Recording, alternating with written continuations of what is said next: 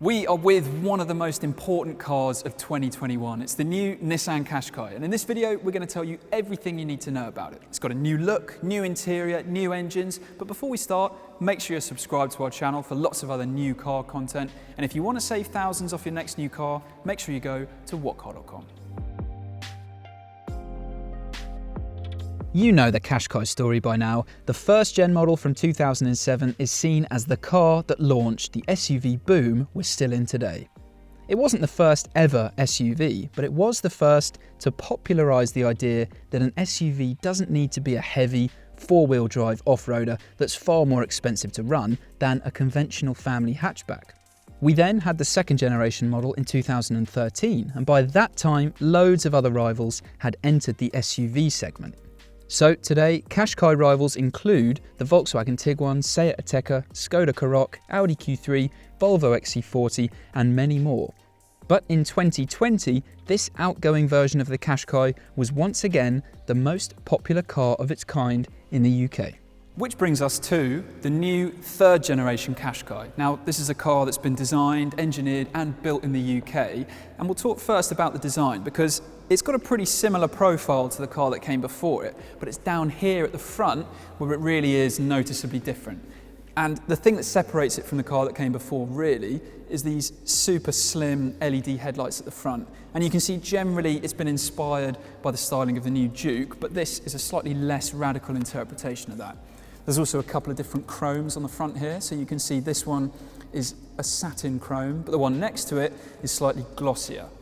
But what do you think? Do you like the looks? Do you prefer the Nissan Duke? Do you actually wish that this would have been a little bit more different from before? Make sure you let us know in the comments below.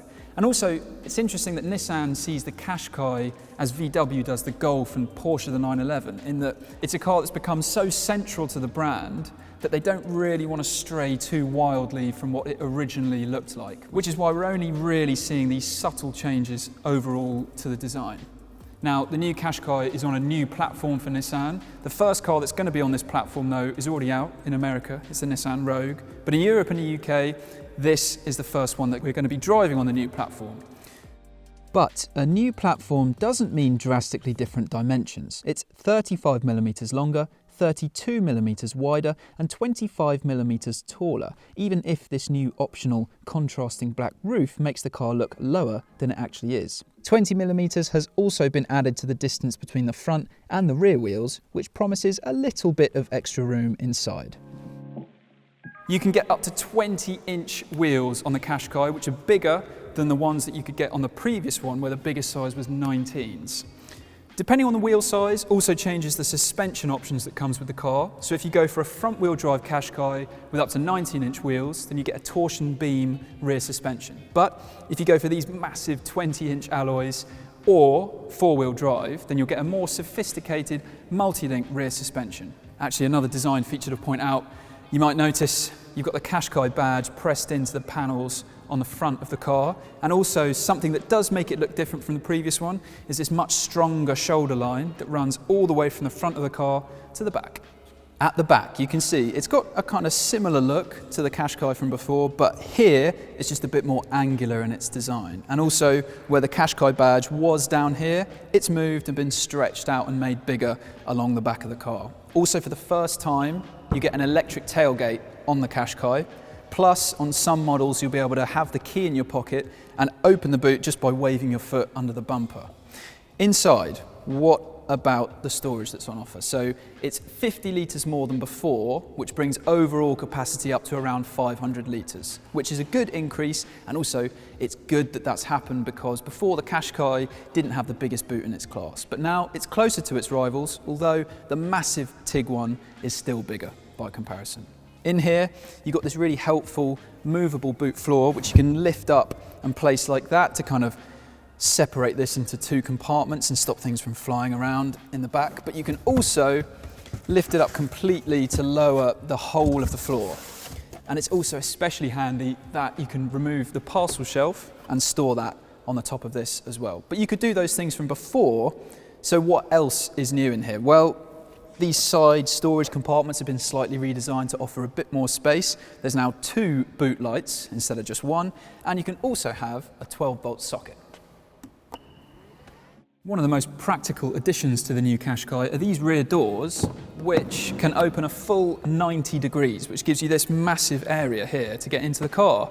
And it's not only easier to get in, but if you're loading stuff into the back, it's really useful having this big opening as well. But what's it like in the car? Well, we mentioned that it's bigger than before, and you can notice that from back here. You can see knee room, leg room, really generous, and headroom is okay. If you're just under 6 foot, you can sit back here pretty comfortably, but we're in a model that's got an optional panoramic sunroof, and that does cut into the space that's available.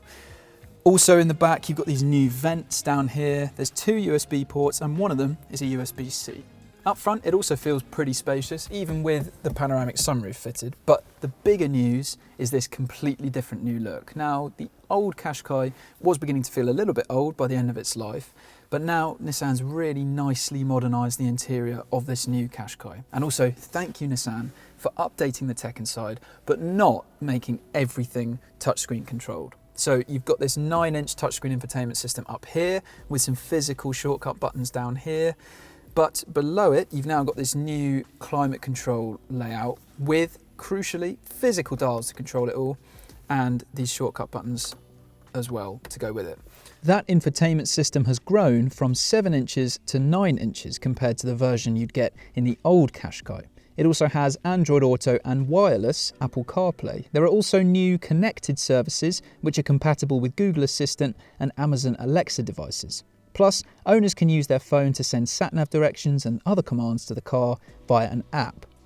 But it's not all good news. There's lots of tech, but the graphics on the new touchscreen are far from the most sophisticated out there. Although, if it's lacking in visual appeal, it is easy to use. These icons are nice and big, so they're easy and simple to hit on the move. There's also a 12.3-inch digital driver display, which gives you a couple of different layouts to choose from, and a massive 10.8-inch head-up display that's available as well. And to go with all this new tech available in the interior, you've also got a really high standard of fit and finish. So admittedly, we're in a range-topping version of the new Qashqai, but all the materials feel really good quality.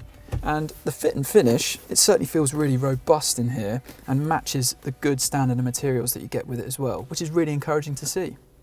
After all, Nissan wants the new Qashqai to not only appeal to its traditional audience, but also people who might choose a premium badged family SUV like the Volvo XC40 or the Range Rover Evoque. So for some new luxury in the Qashqai, you can have Napa leather seats with a 3D diamond quilted design, and those seats are fully electric with a 3-mode massage function.